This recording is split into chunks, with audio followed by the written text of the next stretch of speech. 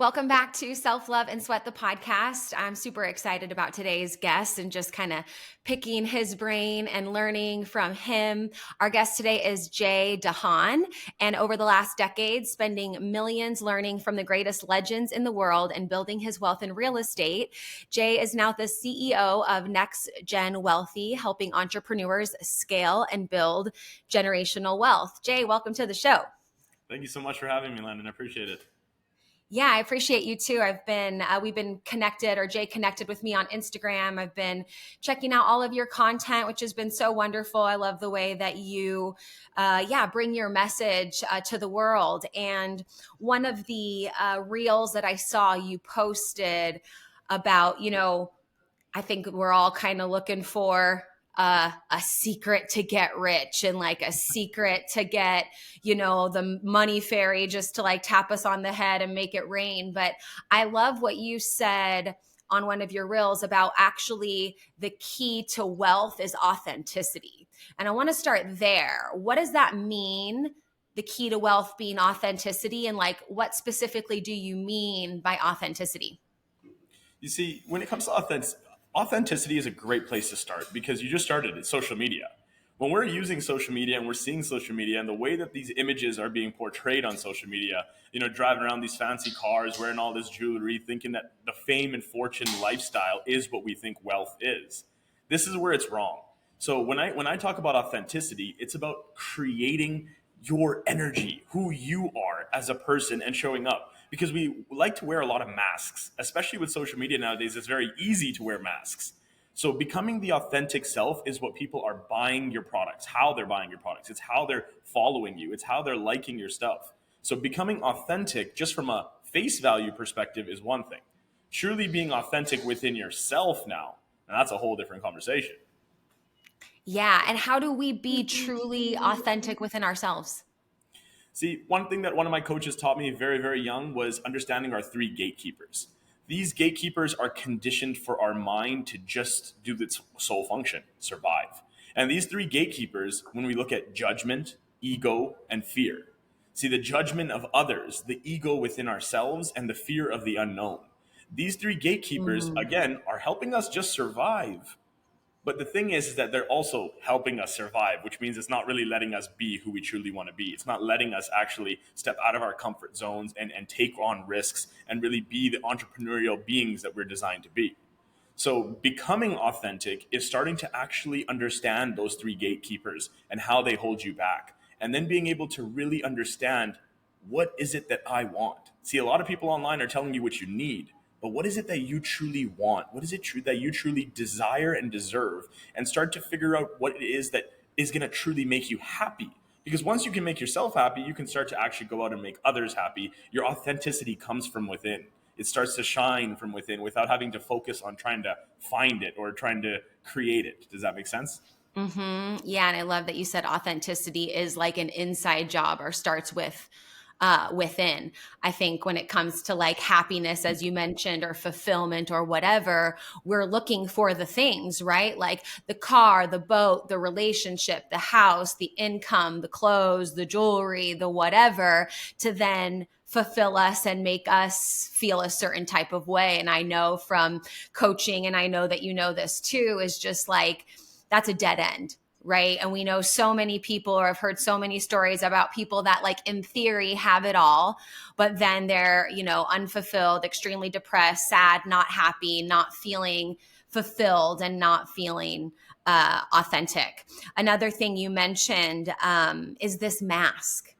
And I resonate with that so much because over the last 4 or 5 years, I lived abroad in Austria for about 7 years, and I was working for a startup that eventually got bought by Adidas. I was the face of the company. I was Runtastic Fitness Coach Lunden, and I remember people asking me like, "How do you always stay motivated?" And I was like, "Oh, well, I'm not always motivated actually." And people would be like, "What? You seem and you act as if you're always motivated." And I kind of struggled through this kind of maturity process and just this growth process of being like, can I be a fitness coach that's not always motivated? And how do I show that? And after a long time, I really felt like exhausted of putting on this mask of like, okay, I'm a fitness coach, which means I need to be working out, which means like no rest days, which means like always motivated, which means like always smiling. And even when I look at some of those older videos, just being completely honest, because we started in 2012, YouTube videos, all the things, it's like, I can see that mask. I can see that inauthenticity now in my voice, in my nonverbal communication. And not to say I was purposely doing that. Of course, you don't know it until you're aware of it. But it's been so cool to be able to kind of like, and land in this space of like, oh, I know what I want. I know who I want to be. I'm becoming more of who I want to be, and there's more integrity there and alignment and a lot of those things. And so when you said that mask, that really resonated with me, because I remember, like writing in my journal at one point, like, I will no longer wear this mask. Like, I can, cuss if I want to. I can have these off times if I want to. I can, really be the essence of what it means to be me, and I don't need to put myself in a particular box. Do you have a story of that? Were you ever wearing a mask, or like really that have that moment where you look at yourself or previous versions of yourself and you're like, oh, total mask moment, total mask moment? Absolutely. And first, a lot of people listening may be just thinking like, how do you take off that mask? And Yep. I just want to give that, like what you just shared right there. You've put in the work. You've put in the work. You just said, like that was how many years ago? Almost 10 years ago. So it takes time to focus and work on yourself. That personal development isn't just going to a seminar or reading a book. It's actually putting in that time and that work to continuously develop yourself, to understand yourself, to believe in yourself, to know that, and going into my story, of course, there's times like I used to be very fearful of public speaking, like fearful to a point where I would go to conferences. I'd be the one sitting at the back, never raise my hand, and as soon as they were finished, I would get up. I'd write a lot of pages of notes and get a lot of information, but I would be out of that room not wanting to network with anyone. Now I'm on stages in front of thousands. How did that happen? It's because I was putting on a mask. My mask, though, was a fear. It was a fear, and it wasn't at the time. I thought at the time it was fear of failure, because most of us, we don't want to fail. But with all the failure that I've already gone through, I kind of learned from John Maxwell's way of failing forward, and said it wasn't really the fear of failure.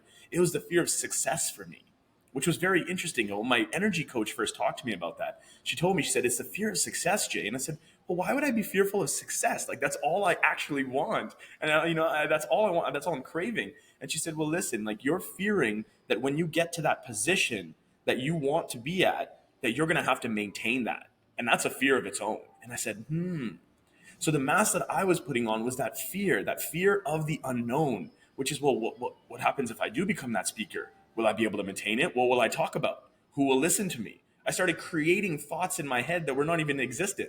So taking that mask off for me was taking that time to work, just like you did, taking that time to work through it and working with coaches, digging deeper into my subconscious levels and really being able to figure out, okay, where do I actually see myself? What's my ideal lifestyle? I always start that exercise with a lot of my clients, which is, just imagining that ideal day where money doesn't matter anymore. You got 50, 100,000 coming into the bank every month for the life. How do you wake up? You wake up in the morning, who are you laying next to? Okay, you go to the doors, you open them up. What are you looking at? Is it a beach? Is it a cityscape? You go downstairs. Is your spouse making breakfast? Are you, you go to the garage. What are you driving? What are you wearing? Where are you going for 8 hours throughout the day to commit to work, some contribution to society in its own way? You come back home. Is it date night? Is it, you're picking up the kids from school? Is it, you go to sleep and you enjoy that day? So what is that ideal framework? And when you can start to understand that kind of gives you that purpose then to say, okay, I have to work through it to get to that ideal goal, which is me working on myself.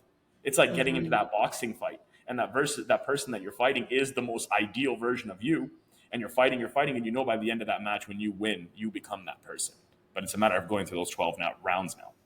Yeah, totally. And I reiterate that it does take time, right? We don't, just hire a coach and do 3 months of work or whatever, and then automatically poof, it's more of like an excavation process and an understanding process. And I love the verbiage that you used of failing forward. Before we pressed record, Jay and I were having a little chat about NLP, neuro linguistic programming, which has been profound in both of our lives.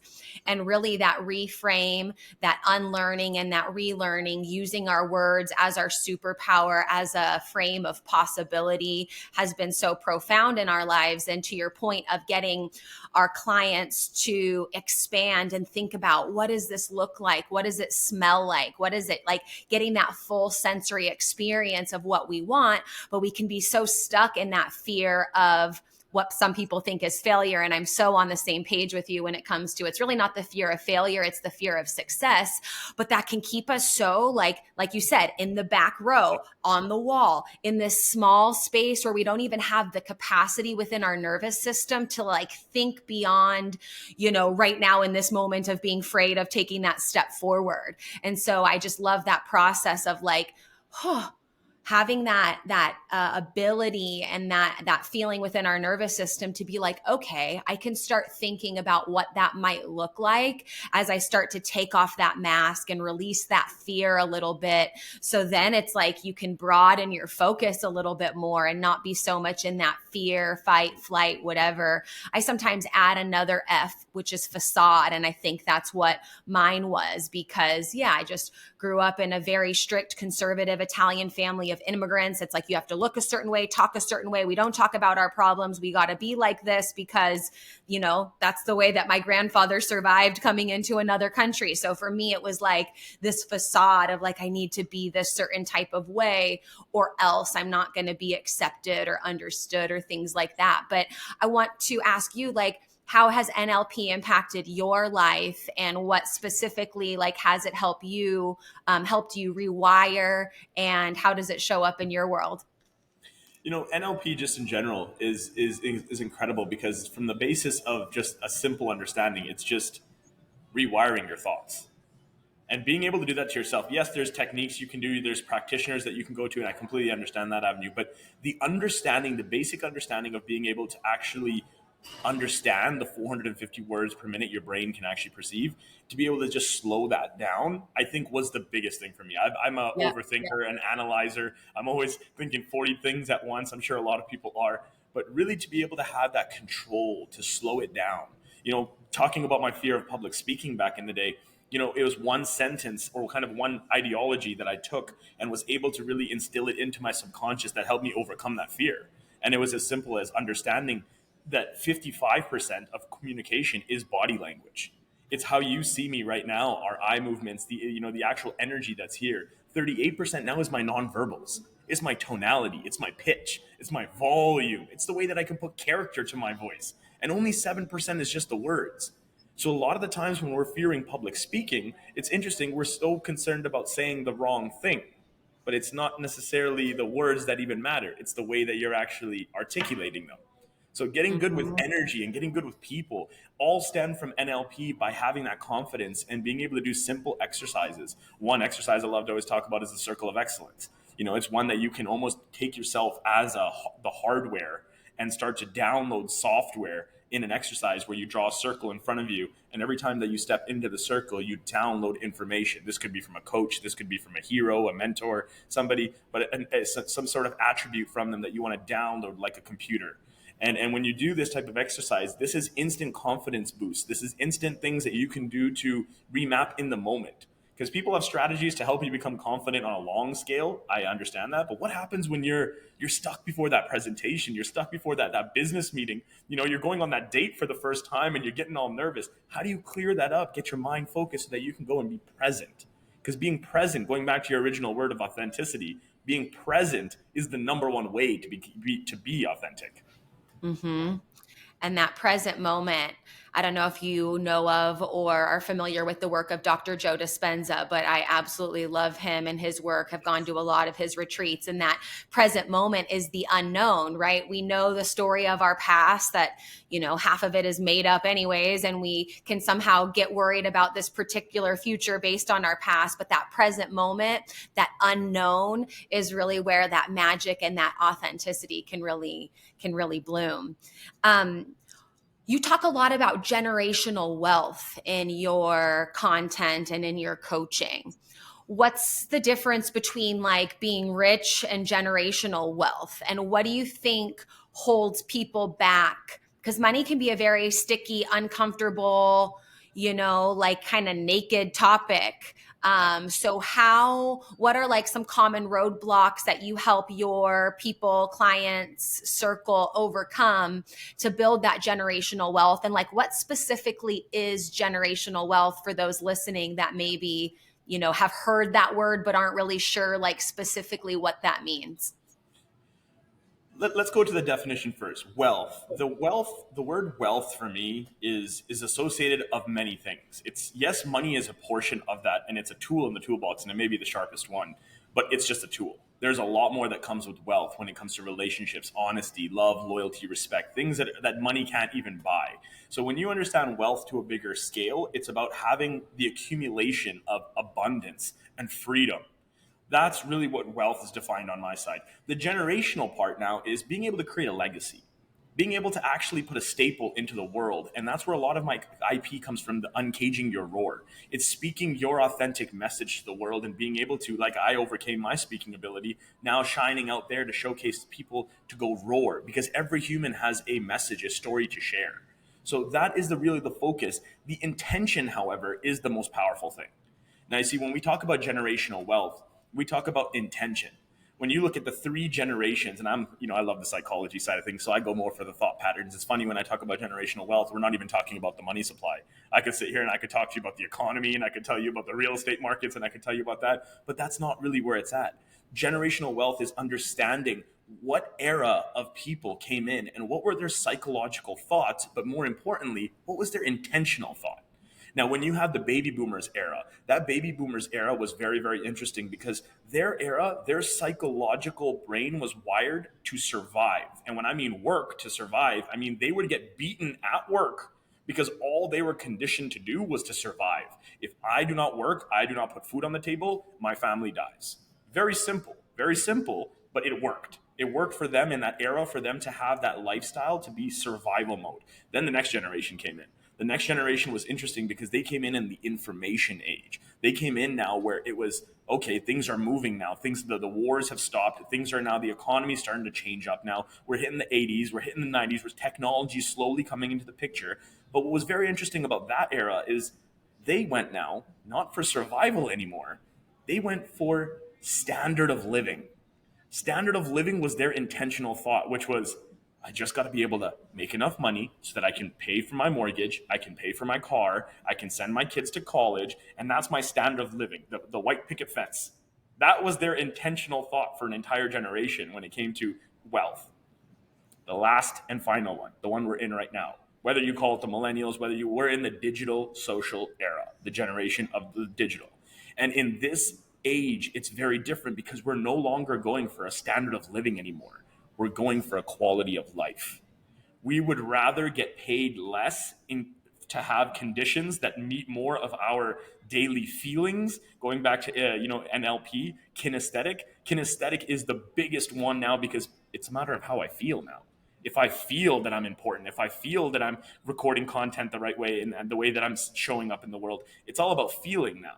So that quality of life now is very interesting. When you take all three of these generational thoughts and these intentional thoughts, you take it to now applying that to yourself. What is your intention? What is your intent now? If you know that it's the quality of life, what is that quality of life? Let's get more defined. Let's go back to that ideal day. How does that ideal day look? Who's laying next to you? What are you looking at? When you start to map that out slowly and slowly doing that work, you start to now peel those onion layers off to get to the core, which becomes your life purpose. And that creates motivation beyond measures. Yes. And I love that you talked about the different generations in terms of their thought process and understanding of what is important in terms of a whole generation. And I'm going to grab something right here for those listening. You can't see it, but for those watching, you can. I look at this every day. This is my great grandma, my nana, and I'm getting the tingly nose feeling because it's important, because I get to see she came from Italy, her thing, just like you said, you just work, she was, quite frankly, treated like garbage by my papa's mom and her sister-in-law. She never saw her family again ever because she didn't have technology. She didn't have, phones to call. She found out that her mom died because somebody took a picture of her mom dead in the casket and sent it to her in the mail. So she gets a picture, right?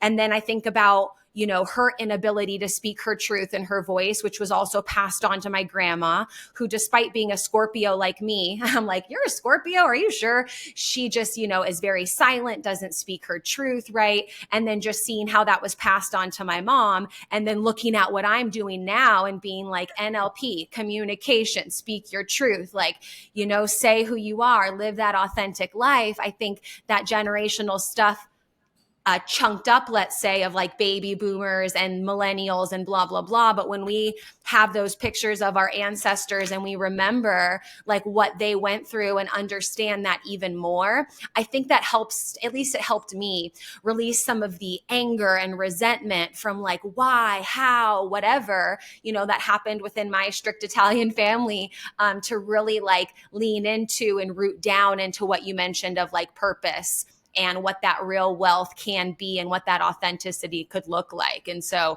thank you for mentioning like generational wealth, not only being like, someone got a lot of money and passed it down to their grandkids and great grandkids and whatever, but like understanding what they might be thinking about and being grateful for that, right? Like I can't even imagine that life that my Nana had. But then I'm like so grateful because now I have this opportunity to be like, okay, like you said, kinesthetic. What does that feel like? And how do I want to live? Yeah. And you mentioned the two, gratitude, right? Gratitude is the one and sole factor that can completely defeat any negative emotion. If you're feeling any type of negativity and you turn that on to gratitude, you'll outbeat it every single second. So that is the most powerful one that you came out there, was the gratitude, being able to understand. And that is sometimes in this generation, it's hard for us to understand that because we are so focused in our day to day and in our go, go, go.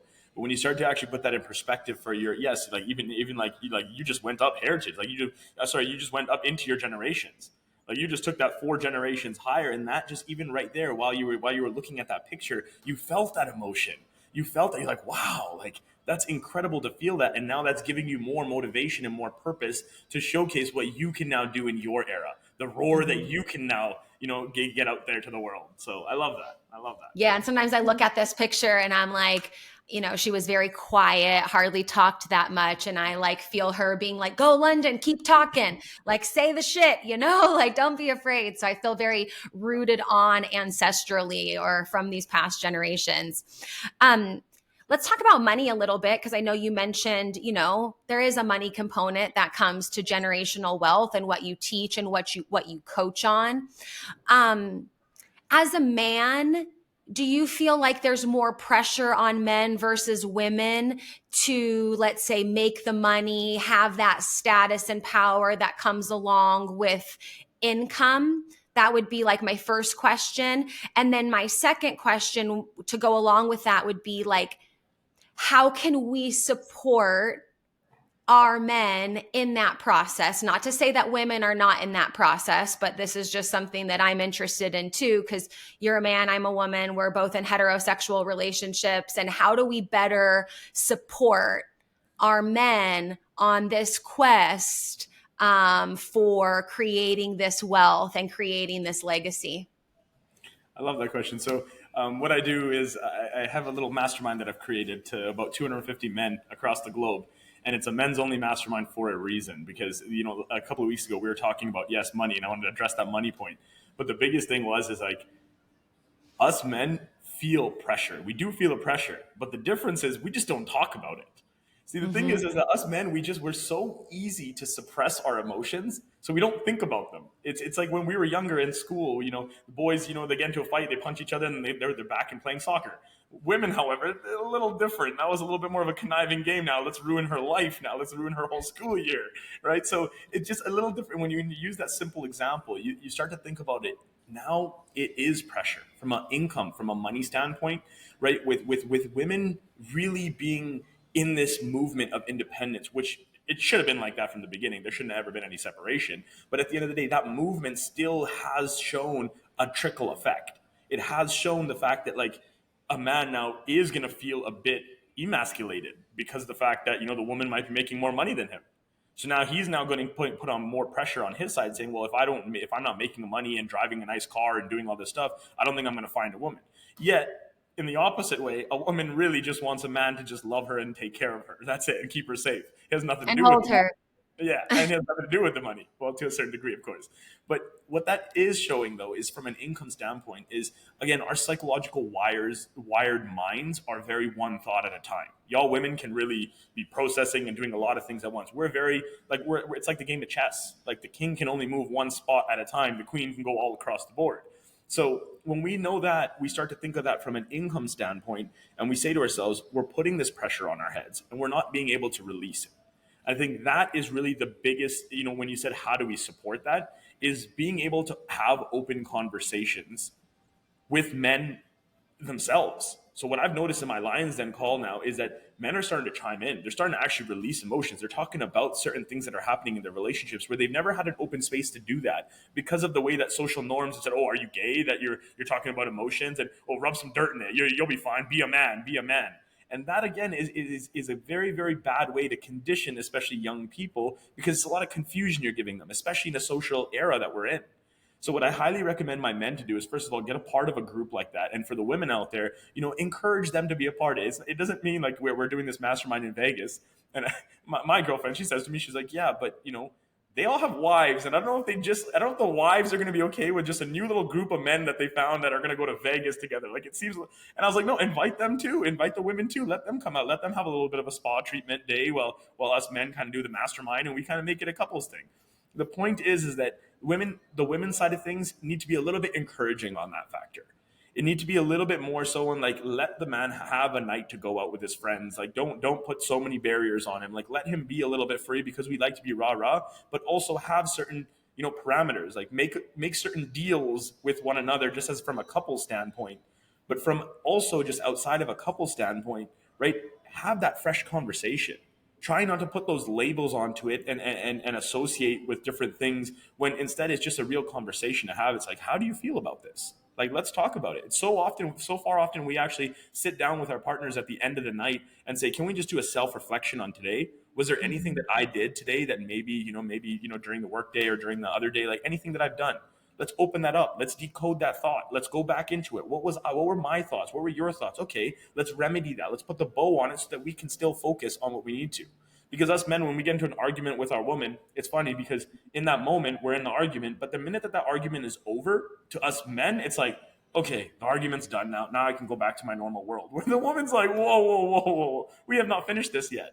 So take that extra time to just sit there and say, no, let's just take 5 minutes. Let's set a timer and let's release our emotions. Let's give this a chance. And that is the first step. After that, there's a lot of different ways that you can kind of open up. But I would highly recommend that for most couples out there, and especially men that are maybe listening to this, that are thinking to themselves, like, I do sometimes have emotions. I want to be able to express them. You do have the right to express them. So make sure that you are finding the right community to do that with. Yeah, I love that. Being able to be in community in a safe space like you've created for men and other men to feel like, oh, I'm not alone. Because I think that's important. And I think in relationships, they can't be our only outlet. I think Esther Perel says it. It's like we want our partner to be like our best friend, our confidant, our provider, our safety net, our all the things. And at the same time, we're all freaking humans. So I think what you highlighted there is like, yeah, having that safe space, that community. But hey, wives are invited. If you want to come to Vegas, we're going to be masterminding. If you want to go get a massage and then we can all hang out later, great. And then having those conversations and the way you described it reminds me of like two people versus the problem, or like facing the situation versus like, you did this wrong. Okay, well, you did this wrong. One of the phrases that I like to use a lot with men in my life is just like, how can I support you? How are you feeling? And like, how can I support you? Not judging their emotions or trying to fix it or whatever, but just like creating that open space to vent. Cause I think as women, we do that a lot, like unpack the basket of the day of like, this happened and this happened and this happened. And I think that even though maybe men as a whole overall haven't been conditioned that like that's okay to do it.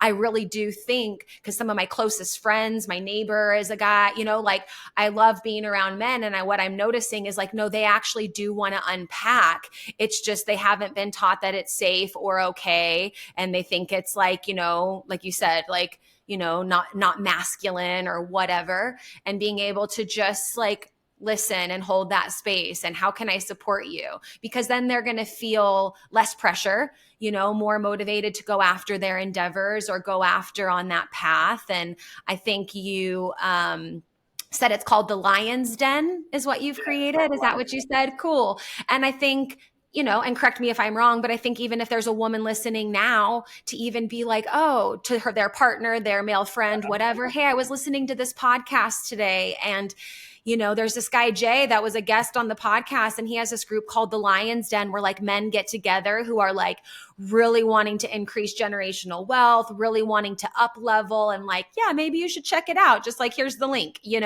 instead of being like, you never open up with your emotions. I feel like you're so closed off. You never listen to me. You never tell me how I can support you. Like, I think sometimes as women, like you said, of the high school, scenario of like ruining someone's life and making the whole school year shit. I think on accident, we can sometimes do that. And so I feel like some of those phrases of just like, how can I support you? How are you feeling? Not needing to have the answers, just letting them unpack. And as we learn in NLP, just kind of repeating more or less what they might say back to you, within reason, and just like hearing and listening.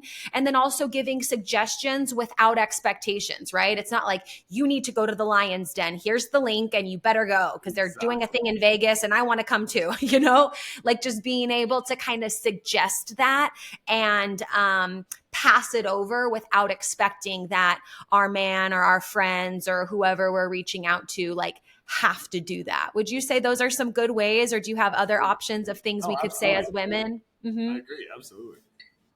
Yeah, cool. I love words, and I mess up a lot, and so I like to, and what you said about NLP is that it helps you slow down a little bit. And in my brain, NLP is like a speed bump where it like gives you a moment to like slow down, look both ways, and like go over the speed bump and be like, okay, slow it down a little bit. Do I want to say actually what I want to say? Or is what I say actually what I mean? Exactly. I love that. Words are very powerful. Words are very powerful.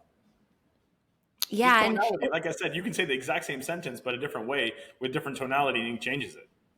Right. So we got to be very careful on how we're actually going out there and empowering people, because, going back to even social media, a lot of people are out there right now as coaches, as influencers, showcasing all this motivation and showcasing all this content. It's like, but, really be looking for somebody that, going back to the authenticity, that's whole and complete giving advice.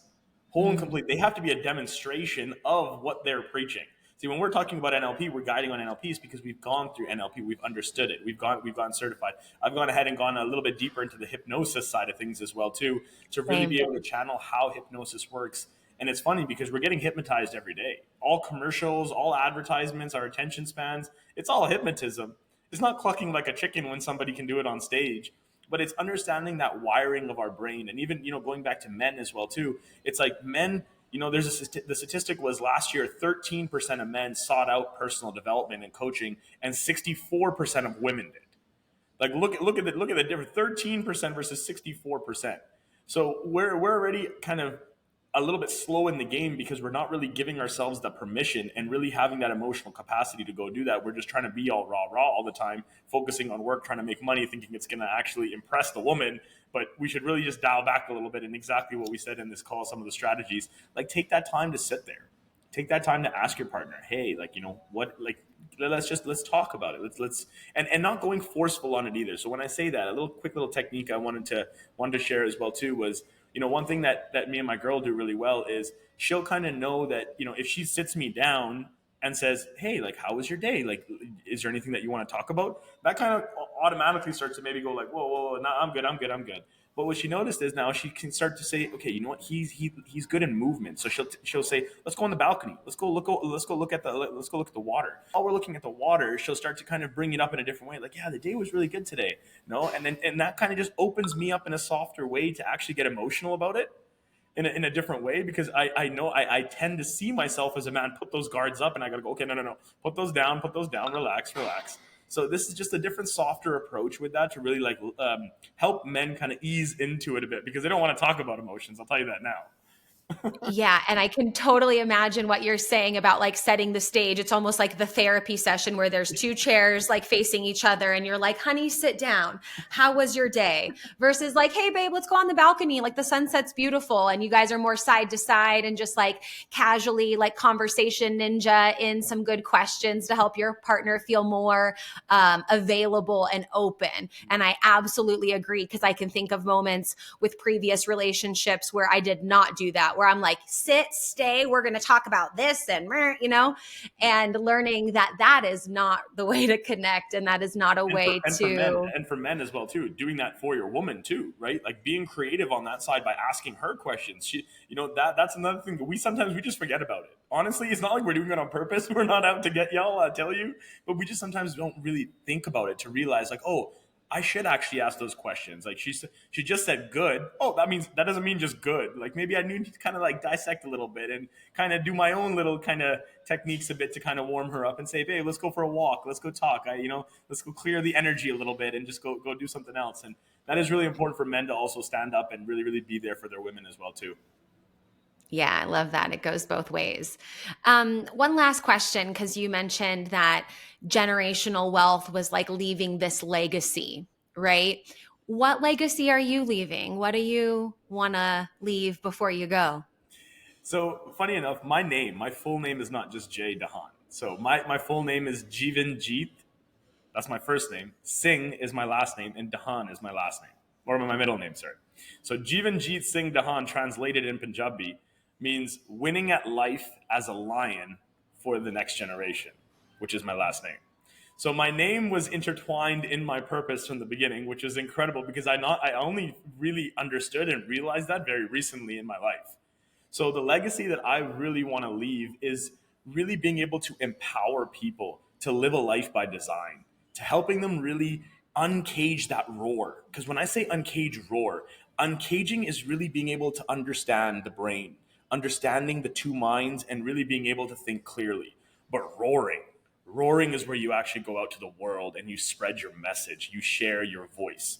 One human being can change the world as long as you can uncage your roar. So that's the legacy that I want to leave Mm. in this world.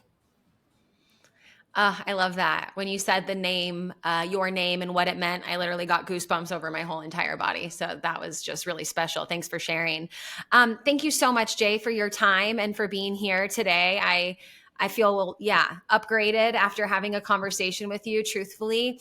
Let our listeners know how they can connect with you. I'll, of course, put everything in the show notes, but go ahead and share social, website, things like that, so those listening can connect with you. Absolutely. First and foremost, I just wanted to say thank you for having me on here.